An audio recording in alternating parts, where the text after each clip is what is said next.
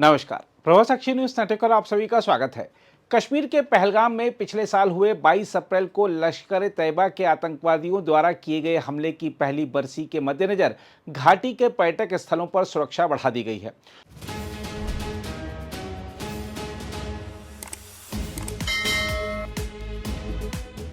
सुरक्षा अधिकारियों ने कहा है कि सभी सुरक्षा एजेंसियों को पहलगाम आतंकी हमले की बरसी की पूर्व संध्या पर विशेष रूप से पर्यटन स्थलों के आसपास किसी भी संभावित विध्वंसक गतिविधि के प्रति सतर्क रहने के लिए कहा गया है।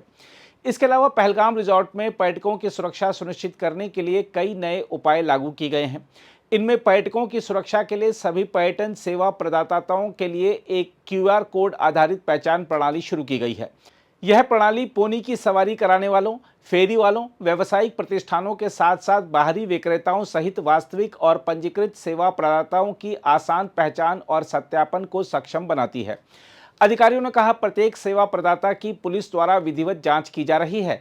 अधिकारियों ने उनका पंजीकरण कराया है और उन्हें एक विशिष्ट QR कोड प्रदान किया गया है, जिसमें उस व्यक्ति के बारे में व्यक्तिगत जानकारी और अन्य विवरण दर्ज हैं। उन्होंने बताया कि पर्यटक अपने मोबाइल फोन से कोड को स्कैन करके संबंधित व्यक्ति के बारे में पूरी जानकारी प्राप्त कर सकते हैं। QR कोड में सेवा प्रदाता का नाम, पिता का नाम, विस्तृत पता, मोबाइल नंबर, आधार संख्या, पंजीकरण संख्या, परिचालन मार्ग और पुलिस द्वारा सत्यापित होने या ना होने की जानकारी शामिल होती है। वैसे अब 1 साल बाद पहलगाम एक बार फिर पर्यटकों से गुलजार नजर आ रहा है। यहाँ आ रहे पर्यटक कश्मीर की खूबसूरती का आनंद तो ले ही रहे हैं, साथ ही पहलगाम में बनाए गए मेमोरियल पर उन लोगों को श्रद्धांजलि भी दे रहे हैं जो कि नृशंस आतंकवादी हमले में मारे गए थे।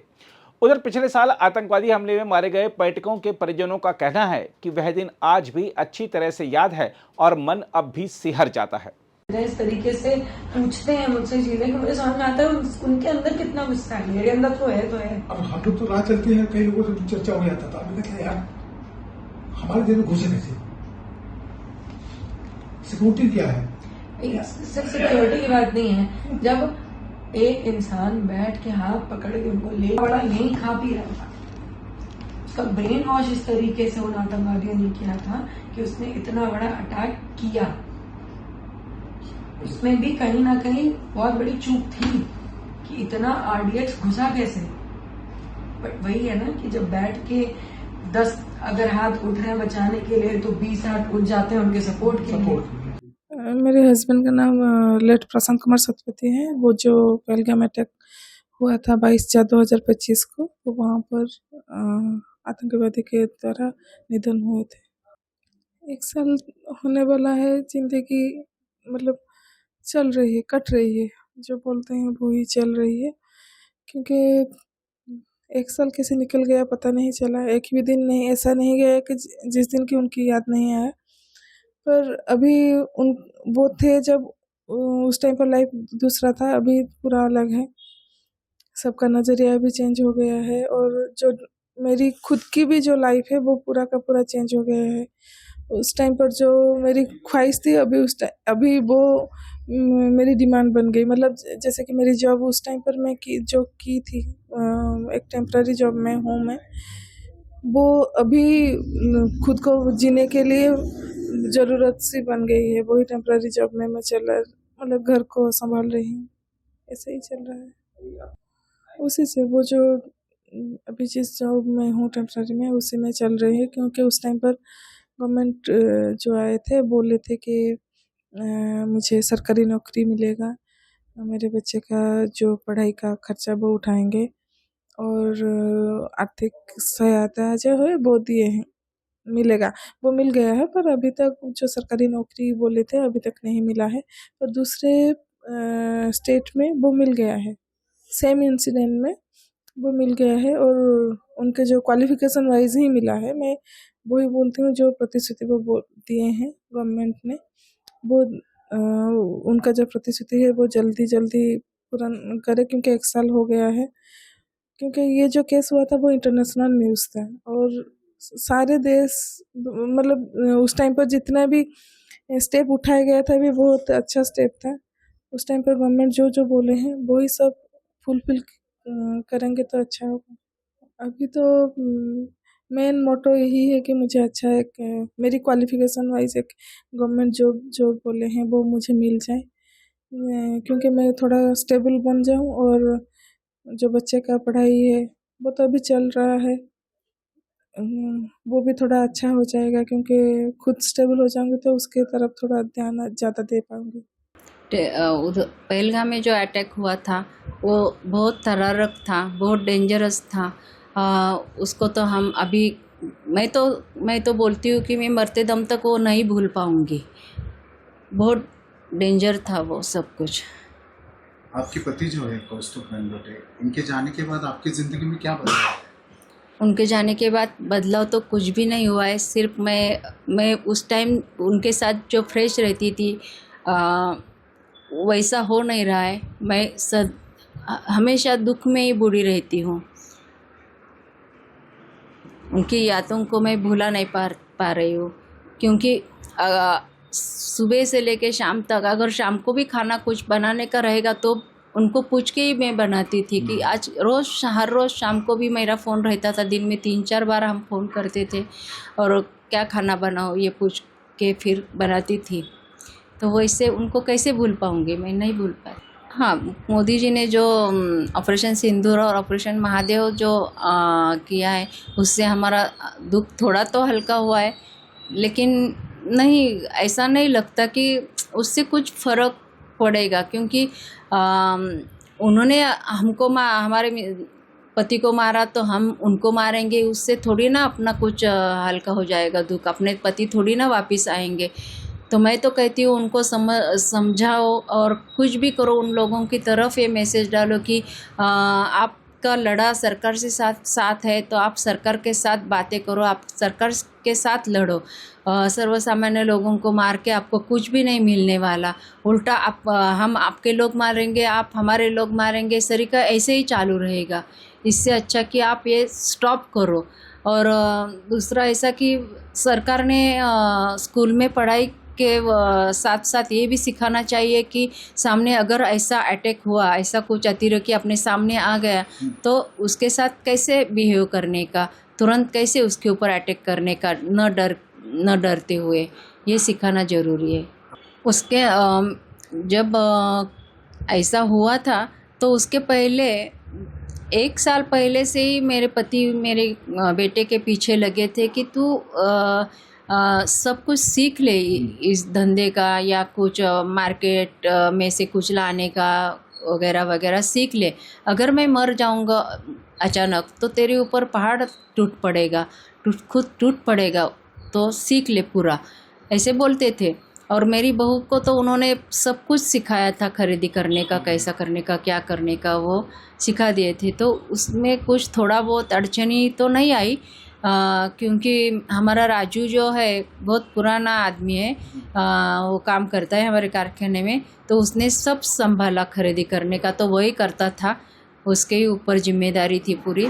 तो वैसे ज़्यादा तो कुछ अड़चन नहीं आई, लेकिन बाकी लोगों ने भी हमें साथ दिया है जाने अनजाने में, तो उनका मैं शुक्रिया अदा करना चाहती हूँ। हाँ, मेरे पति का एक सपना था कि मेरा कारखाना बड़ा होना चाहिए, मेरा माल सब जो है प्रोडक्ट वो प्रदेश में जाना चाहिए। तो मेरा बच्चा मेरा कुणाल बोलता है कि हमेशा यही बोलता है कि पापा की जी इच्छा है कारखाना बड़ा करने का, सपना था उनका, तो वो मैं पूरा करूँगा। हम जगह देखेंगे, उनका चालू है सासवड़ में जगह वगैरह देखता रहता है। वो बहुत सारे लोगों को उसने बता के रखा है कि अगर कुछ जगह रहेगी तो हमें बता दो, मैं लूँगा और मेरे पापा का सपना पूरा करूँगा। कुणाल के बेटे के बारे में भी वो बोलते थे, उनका नातू हुआ तो वो बहुत बहुत खुश थे, उसका नामकरण बड़ा करने वाले थे वो, लेकिन वो सपना तो सपना ही रह गया उनका, बीच में ही उनको जाना पड़ा। तो वो बोलते थे कि मेरा नातू जो आएगा तो वो मेरा सपना पूरा करेगा, वो कारखाना बड़ा डालेगा, वो मेरा माल जो है वो परदेश भेजेगा और मैं उसको सब कुछ सिखाऊंगा जो मुझे सिखाने का है वो, और वो सीख भी जाएगा जल्दी। ऐसा उनका सपना था और हम भी उनका सपना वो पूरा करेंगे। मेरे नातू को हम कारखाने का सब सिखा देंगे। मेरे कामगार लोग भी बहुत अच्छे हैं, वो भी उनको हमें साथ देते हैं उस बारे में। उनकी बातें तो बहुत सारे बातें रहती है जो अभी सडनली आप पूछेंगे तो मुझे याद नहीं आएगा, क्योंकि यादें हैं। हाँ, यादें बहुत सारी हैं। आज 1 साल पूरा हो गया ये घटना के लिए, पर मैं तो वो जो घटना है 22 तारीख की, जो अप्रैल की घटना है, 2:30 बजे का समय था, मैं उसी में हूँ।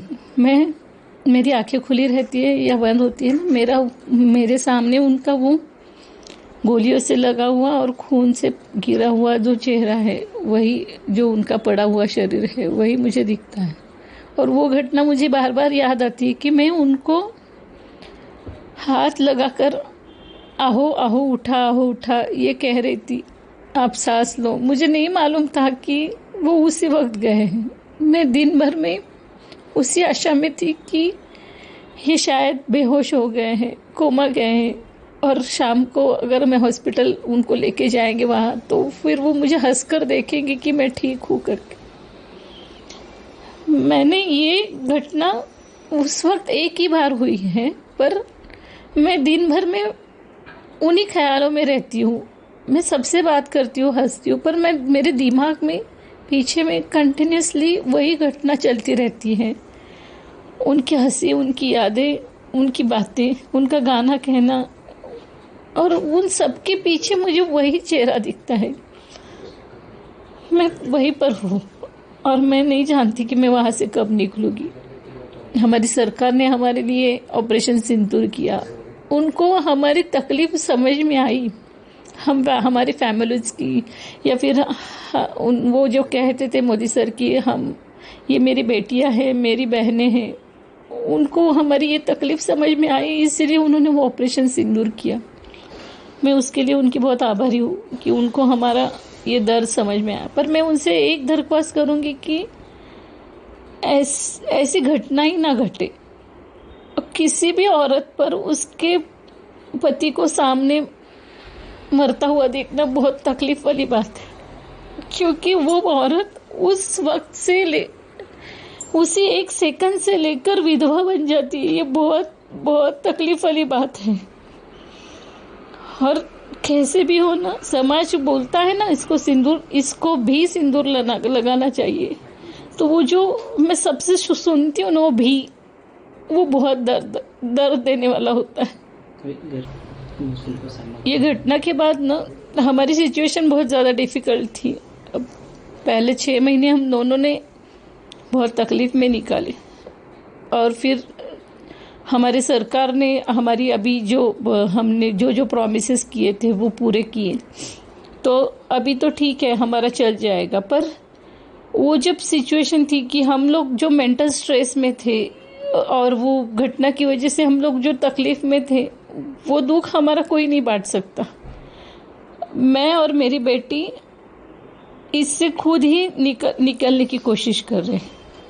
पर मैं सरकार से ये दरख्वास्त करूंगी कि ना, किसी के ऊपर ऐसी घटना, यानी किसी के ऊपर ये ऐसा घटना नहीं घटनी चाहिए, और उन्होंने पहले से ही इस सब का बंदोबस्त करना चाहिए कि ऐसी घटना ना घटे। मैं तो चाहती हूँ कि ज़्यादा से ज़्यादा अपने आर्मी फोर्स बढ़ाए, और जो उनके जो कंडीशंस है ना, जो मिलिट्री भर्ती करने के लिए इतना ज़्यादा हाइट, इतना ज़्यादा वो थोड़ा कम करना चाहिए, ताकि ज़्यादा से ज़्यादा लोग मिलिट्री में भर्ती हो सके, पुलिस में भर्ती हो सके, और फिर हमारे देश की रक्षा के लिए ज़्यादा से ज़्यादा जवान हों। क्योंकि ये बात क्यों मैं बोल रही हूँ, क्योंकि जब हम लोग पहलगाम में गए थे तो वो बैसरन वाली में कोई भी सिक्योरिटी नहीं थी, एक भी अपना सिक्योरिटी का आदमी नहीं था। वो इसलिए नहीं था कि अपनी इंडियन फोर्स इतनी ज़्यादा नहीं है कि हम कहाँ पे लगाए। तो मैं चाहती हूँ कि उन्होंने ये सारे जो इंडियन फोर्स के लिए जो अपना कंडीशंस रखे, वो थोड़ा सा कम करके ज़्यादा से ज़्यादा लोगों को चांस दे, ताकि अपनी इंडियन आर्मी भी ज़्यादा से ज़्यादा संख्या में बढ़ जाए, और ये घटना कम हो जाएगी इसकी वजह से। इस बारे में हम लोगों को यानी कि जब सरकार ने हमारे लिए जो अनाउंस किया था ना प्रॉमिसेस, तो उसके विरोध में बोलने वाले लोग भी हमको बहुत ज़्यादा मिले कि इनको क्या ज़रूरत है, इनका घर इतना बड़ा है, इनके पास ये है। पर उन लोगों को नहीं मालूम है कि मेरा ये घर करने के लिए मुझे बहुत तकलीफ हुई है, मैंने बहुत कष्ट उठाया, और दूसरी बात तो ये है कि हमें सपोर्ट करने वाले, जैसे खराब लोग जो हमें बोल रहे थे, वैसे हमें सपोर्ट करने वाले हमारे घर परिवार वाले, हमारे दोस्त, हमारे फैमिली मेंबर्स, उन्होंने हम लोगों को बहुत सपोर्ट किया। इसीलिए हम लोग आज यहाँ पर बैठकर बोल सकते हैं, बात कर सकते हैं। मैं ही नहीं, मेरे परिवार वाले, मेरी बेटी और वो जो 26 फैमिलीज हैं जिनके घर में से एक एक सदस्य उस घटना के लिए गया, वो 26 फैमिली भी ये घटना कभी भी नहीं भूल सकते। एक तो वो यानी कि अगर उनके दिमागी हालत खराब हो गई या फिर स्मृति भ्रंश हो गया तो ही वो ये भूल सकते, वरना तो मैं नहीं जानती। मैं मेरे मरते दम तक ये घटना मैं भूलूंगी नहीं और मैं भूलना भी नहीं चाहती। हाँ, क्योंकि मैं चाहती हूँ कि ज़्यादा से ज़्यादा लोग अगर हो वहाँ पर तो फिर ये घटनाएं कम घटेगी, क्योंकि अपनी इंडियन आर्मी अपनी एक ही जगह पर होती है, तो शायद उनके लिए वो आर्मी वाले कम पड़ते होंगे सिक्योरिटी बढ़ाने के लिए। तो मैं चाहती हूँ, सरकार से मैं ये बोलना चाहती हूँ कि थोड़ा आप उनके भर्ती के लिए जो ज़्यादा से ज़्यादा उन्होंने रूल्स रखे या फिर जो कोई कंडीशंस रखे वो थोड़ा कम कर दें, ताकि अपनी जो बेरोजगार जो लोग हैं, इतने सारे जवान लड़के हैं, लड़कियां हैं, उनको ये जॉब मिल सके और अपने देश की रक्षा के लिए और ज़्यादा सुरक्षितता बढ़ सके। पहलगाम हमले को 1 साल पूरा हुआ है। ये 1 साल सिर्फ बोलने के लिए पूरा हुआ है, हमारे लिए तो आज भी वही 22 अप्रैल 2025 चालू है, वो ब्लैक डे हमारी लाइफ का। क्योंकि हम लोग बहुत खुश थे जब हम लोगों ने ये ट्रिप प्लान की थी और करने के बाद हम पहलगाम पहुंचे थे। पहलगाम पहुंचना बहुत मुश्किल है, चढ़ाई भी बहुत मुश्किल है, उसके बावजूद हम बहुत खुश थे, फ़ोटोज़ निकाल रहे थे, एक दूसरे से बात कर रहे थे। और 1 घंटे के अंदर पता नहीं हमारी लाइफ में ऐसा क्या हो गया कि हमारी लाइफ पूरी 360 डिग्री घूम गई। एक 25 साल का लड़का आता है और आपको AK-47 दिखा के बोलता है कि आप बताओ आप हिंदू हो या मुसलमान, और अगर मुसलमान हो तो कलमा पढ़ो। हम कौन से धर्म में जन्म लेते हैं ये हम तय नहीं कर सकते, पर ये ज़बरदस्ती क्यों है कि आप कलमा पढ़ो या अजान पढ़ो। हम कभी ज़बरदस्ती करते कि आप राम रक्षा पढ़ो, हनुमान चालीसा पढ़ो, पर फिर भी ये हुआ और उन्होंने हमारे लोगों को गोलियां मारी और हमारे लोग उस जगह पे 1 सेकंड में नीचे गिर के मर गए। ये इंसिडेंट हम पता नहीं कितने करोड़ बार इस 1 साल में जिए हैं, अभी भी जी रहे हैं। 1 साल में मुझे लगता है कि दुनिया में बहुत चेंजेस हुए, पर हमारे लाइफ में कुछ चेंज नहीं हुआ है। हम आज भी उसी दुख को लेके जी रहे हैं साथ में। मेरे पापा की ऐसी कोई इच्छा नहीं थी कि मैं गवर्नमेंट ऑफिसर बनूं, पर वो मुझे हमेशा ये कहते थे कि मैं तुम्हें एक ऐसी पोस्ट पे देखना चाहता हूँ कि जहाँ पहुँचने के बाद तुम्हें लोग सर उठा के देखें और तुम ऐसी जगह पे जाके बैठो जहाँ से तुम लोगों की मदद कर सको और लोगों को ऐसा लगे कि ये ऐसा इंसान है जिससे हम मदद मांग सकते हैं। तो उनका यही था कि तुम ऐसे जगह पे काम करो, ऐसी पोस्ट पे काम करो जहाँ से लोग तुम्हें दुआ देंगे। ऑपरेशन सिंदूर इसलिए हुआ क्योंकि जो औरतों का सिंदूर उजाड़ा गया था, वो औरतें जब होम मिनिस्टर अमित शाह जी श्रीनगर आए थे तो उनको बता रहे थे कि हमारे हस्बैंड्स को हमारी आंखों के सामने मारा है। इसीलिए उसको ऑपरेशन सिंदूर नाम देके, जहाँ पे ये दहशत वादी क्रिएट होते हैं, ये टेररिस्ट क्रिएट होते हैं, ऐसी जगहों पे उन्होंने हमला किया और उनको ये संदेश दिया कि हम चुप नहीं बैठेंगे, हम आपके घर में घुस के आपको मारेंगे। ऑपरेशन महादेव में उन्होंने उन 4 आतंकवादियों को, 3 आतंकवादियों को एक्चुअली, 4 को नहीं मारा, 3 को मारा, तो 3 आतंकवादी जो उस दिन उस हमले के टाइम मौजूद थे वहाँ पे, उनको मार दिया, जिससे हमें संतुष्ट लगा। क्योंकि ऑपरेशन सिंदूर में हम उतना संतुष्ट नहीं थे क्योंकि वो टेररिस्ट तभी भी घूम रहे थे, बट उसके बाद हमारी आर्मी ने उनको भगा के ऐसी जगह पे मारा है जहाँ पे पहुँचने के लिए बहुत मुश्किल होता है। इस चीज़ से संतुष्ट है, लेकिन हम इस चीज़ से संतुष्ट नहीं है कि शायद ये पहला अटैक नहीं था और ये शायद आखिरी भी नहीं हो। पर जिस दिन हमारा देश एक ऐसा देश होगा जिसको हम एक्चुअली स्वतंत्र बोल सकते हैं, कि जहाँ पे कोई टेररिज्म नहीं हो रहा है, टेररिस्ट की वजह से कोई नहीं मर रहा है, तो उसी दिन मुझे लगता है कि हमें एक्चुअली न्याय मिलेगा। उनका नेचर ही ऐसा था कि कोई भी तकलीफ हो या कोई भी कठिनाई उनके लाइफ में हो, वो हमेशा हंसते थे, वो हमेशा बहुत ज़्यादा पॉजिटिव और बहुत ज़्यादा एनर्जेटिक रहते थे। वो बीमार भी होना तो भी काम करते थे। कभी ऐसा उनका मैंने नहीं देखा कि वो कभी अपना मुंह लटका के बैठे कि मेरी लाइफ में कुछ प्रॉब्लम्स है, ये है वो है। हमेशा एक स्पोर्टिंगली जो नेचर होता है वैसा उनका था। और हर चीज़ से कुछ ना कुछ सिखाना बिना बताए, ये उनका नेचर था। तो मैं अपने लाइफ का रोज़ का जो रूटीन था हमारा, हंसना, बातें करना, गाना सुनना, गाना गाना। मेरे पापा बहुत अच्छे सिंगर थे, उनका वॉइस बहुत मेलोडियस था। हमारे लाइफ का वो जो हैप्पीनेस था वो पूरा उनके साथ ही चला गया। वो मैं बहुत ज़्यादा मिस करती हूँ कि हर चीज़ में गाइड करना, हर चीज़ में कुछ अच्छा पॉजिटिव, भले ही चीज़ कितनी नेगेटिव हो बट उसमें से क्या पॉजिटिव है, ये जो उनका बताने का स्टाइल था वो मैं बहुत ज़्यादा मिस करती हूँ। आपके पापा का क्या सपना था वो आपको पूरा करना है? मेरे पापा का सपना वो खुद ही पूरा कर चुके हैं। मेरे पापा का सपना था कि अगर उनको कभी कुछ डिसीज़ हो जाता है तो वो हमें बोलते थे कि मुझे मेरा इलाज वगैरह मत करो, तुम इंडियन आर्मी से या फिर हमारी गवर्नमेंट से कांटेक्ट करो, उनको बोलो मुझे सुसाइड बॉम्बर की तरह यूज़ करे ताकि मैं इन टेररिस्ट को मार सकूं। तो पता नहीं था कि उनका ये सपना इतना ज़्यादा उनके दिल में था कि वो एक्चुअल में हो गया, कि उनकी मौत के बाद ऑपरेशन सिंदूर हुआ, ऑपरेशन महादेव हुआ, जिसमें कई टेररिस्ट मर गए। पर ये मैं कहूँगी कि उनका ये सपना भी मैं पूरा करूँगी कि इंसान भले कितना छोटा हो पर उसका जो काम है ना उससे वो जाना जाए। तो मैं यही करूँगी कि मेरे काम से लोग मुझे जाने, जैसे मेरे पापा को आज पूरा मतलब हिस्ट्री में नाम करके गए, अपना पूरा इतिहास में नाम लिख के गए, तो मैं वैसा ही कुछ करना चाहूँगी अपनी लाइफ में। केंद्र सरकार से मैं बस यही कहना चाहूँगी कि मैं एक बार अपने पीएम से मिलना चाहती हूँ। मैं और मेरी माँ उनसे मिलना चाहते हैं, उनको थैंक यू बोलना चाहते हैं और उनको बताना चाहते हैं कि इस एक साल में एक्चुअली हमने क्या जिया है। तो जैसे हम लोग जी रहे हैं वैसे बाकी परिवार भी जी रहे होंगे। वो जवानों के परिवार जो इस देश के लिए खड़े होते हैं, उनकी फैमिलीज़ को मदद करने में आप कभी कुछ कम से कम टाइम लगा के उनकी मदद करो। और उनके जैसे हमने पूरे एक साल में जो कठिनाइयाँ फेस की वो मेरे जॉब से रिलेटेड हो, तो वैसी कठिनाइयाँ उनके परिवारों को ना फेस करने पड़े, यही मैं उनसे दरख्वास्त करती हूँ। मुश्किलें हर रोज़ आती है, कई सारी आती है। मेरे पापा हमारा पूरा घर चलाते थे, तो मुझे कभी किसी फाइनेंशियल चीज़ को देखने की ज़रूरत नहीं पड़ी। या फिर छोटी से छोटी चीज़ होती है कि हमें घर में कुछ राशन लेके आना है, तो भी मैंने कभी वो किया नहीं था। और पापा के जाने के बाद से पूरी रिस्पॉन्सिबिलिटी मेरे ऊपर आ गई, मम्मी को संभालना, घर को पूरा देखना, सब चीज़ें।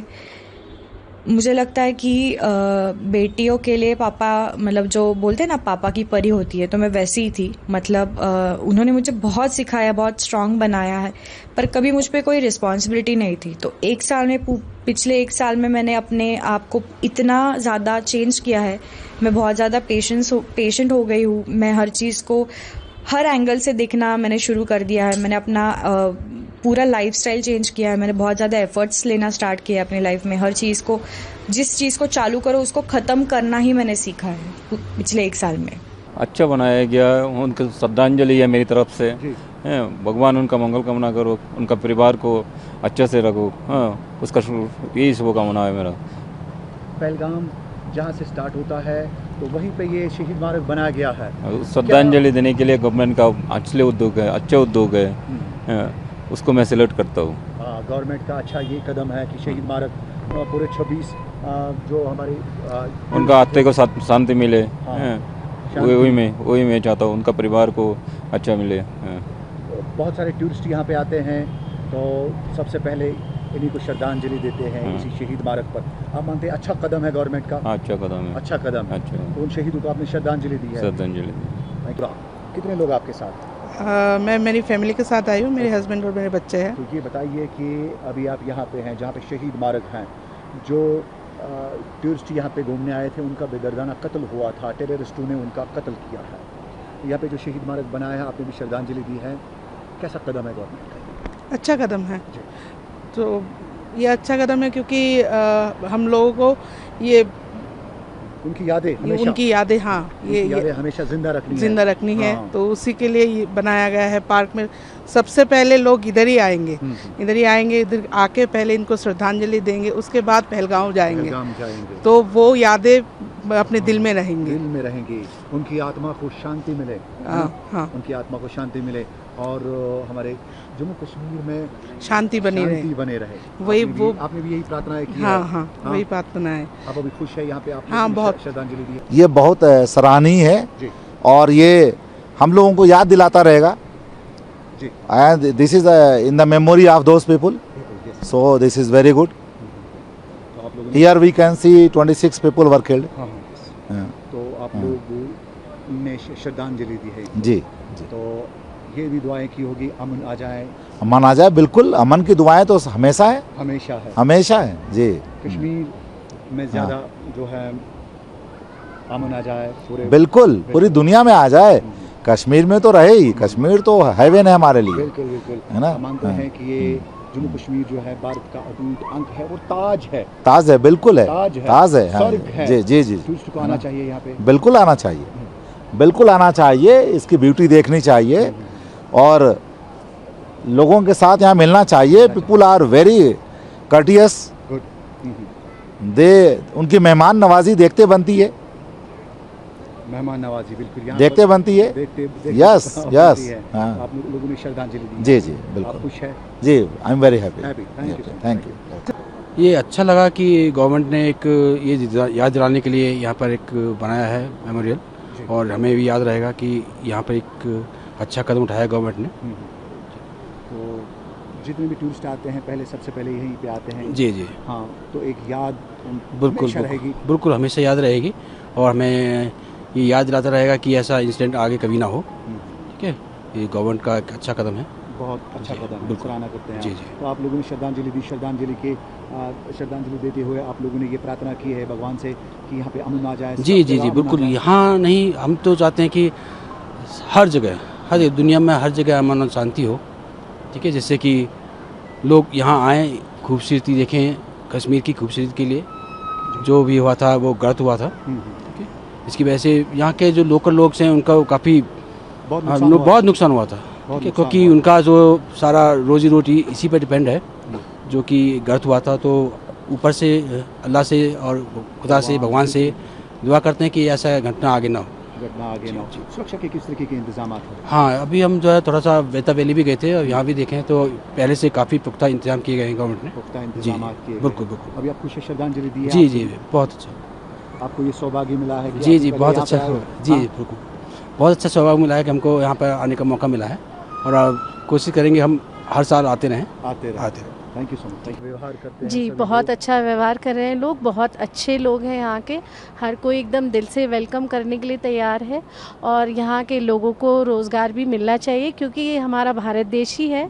तो हम इसे ऐसा ना समझें कि ये हमारा देश नहीं, क्योंकि ये लोग भी हमारे ही हैं। तो इसी बात को मैं आपको, ये तो बनी बात है, इससे अच्छा तो कहीं कुछ नहीं हो सकता, कभी भी नहीं हो सकता। It's the best. आपकी मैसेज क्या रहेगी टूरिस्ट से? मेरी मैसेज ये रहेगी कि डरे ना, आए सब यहाँ पे, और कुछ भी ऐसा नहीं है यहाँ पे। अब बहुत ज़्यादा सिक्योरिटी है और सरकार बहुत अच्छे से ध्यान दे रही है यहाँ की हर चीज़ों पे। जब भी आए, लेकिन पहले यहाँ शहीद मार्ग पे ज़रूर आए। ज़रूर आए। यहाँ पे आना हर किसी को चाहिए। हम लोग भी यहाँ पे आए हैं देखने और श्रद्धांजलि देने आए हैं, और it's a very proud movement to see that names are also there, so it's very nice. देखिए, ये जो हादसा हुआ था उसकी याद में जो सरकार ने ये स्मारक बनाया है, ये डेफिनेटली एक बहुत अच्छा कदम है। ये इसको ये करता है कि कितना यहाँ की जो सरकार है वो टूरिस्ट के प्रति, भारतीयों के प्रति एज अ होल बहुत सेंसिटिव है। उनने ऐसा नहीं कि वो एक एपिसोड हुआ और उसको भूल गए हैं, उसको प्रॉपर उनने एड्रेस किया। और मैंने एक और चीज़ देखी कि यहाँ के लोग, चाहे वो हमारे टैक्सी वाले हों, चाहे वो कोई हो, वो बोलते हैं कि आप यहाँ आइए, यहाँ पे थोड़ी देर रुकिए। उनको भी पता है, उनका भी ये दर्द है। वो बिल्कुल भी इस जो एपिसोड हुआ कहीं भी हमें नहीं लगा कि वो इससे और ज़्यादा दुखी हैं, क्योंकि उनके मैक्सिमम जो क्लाइंट्स हैं या जो उनके लोग हैं वो कई सालों से लगातार आ रहे हैं। पर इस एपिसोड के बाद उनका भी यही दुख है, या ये कहें कि उनके ऊपर भी कहीं शक आ रहा है। जबकि यहाँ का लोकल जो व्यक्ति है वो बहुत ज़्यादा मिलनसार है, बहुत ज़्यादा हेल्पिंग है, बहुत ज़्यादा सेवा भाव रखता है। तो ये मैं कहूँगा कि यहाँ ज़रूर आएँ। और पहलगाम अपने आप में बहुत खूबसूरत जगह, बहुत खूबसूरत, बिल्कुल पूरा कश्मीर ही पूरा जन्नत है। आप अपने आप को भाग्यशाली समझते हैं क्या? बहुत, और हम लगातार आते हैं और आते भी रहेंगे, और सभी से निवेदन करेंगे कि जितनी ज़्यादा से ज़्यादा संख्या में लोग आएँ। बिल्कुल कोई डर की बात नहीं है। आपके माध्यम से यही अनुरोध करूँगा सभी से कि बिल्कुल आएँ। कोई ऐसा सबसे पहले जब भी पहलगाम आए तो यहाँ तो आए ही ये लोग। मैंने वही बोला कि हमारे तो टैक्सी ड्राइवर ने हमें यहाँ रोका कि ये ऐसा कुछ बना हुआ है। उनने बताया, इनफैक्ट उनका एक ब्रदर भी जो यहाँ लगा है तो उनका भी 22वें नंबर पे नाम लिखा हुआ है। जो यहाँ पे घोड़ा चलाता था, जिसने लोगों को बचाने में मदद की, उनका भी नाम लिखा हुआ है। अगर आप भी लेना चाहते हैं देश दुनिया की तमाम जानकारी तो आज ही सब्सक्राइब करें हमारे चैनल को। साथ ही नीचे दिए बेल आइकन को जरूर दबाएं ताकि हर अपडेट आप तक पहुंच सके।